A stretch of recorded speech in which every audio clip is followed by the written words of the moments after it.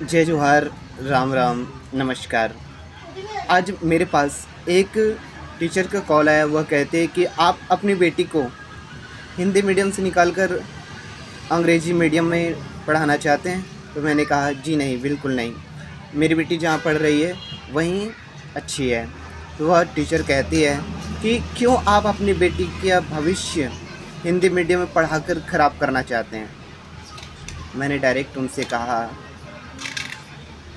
Hindi medium से यदि बच्चों का भविष्य ख़राब होता है मुझे मंजूर है, लेकिन अंग्रेजी मीडियम में पढ़ा करके अपने बच्चों का संस्कार ख़राब करना बिल्कुल भी मुझे स्वीकार नहीं।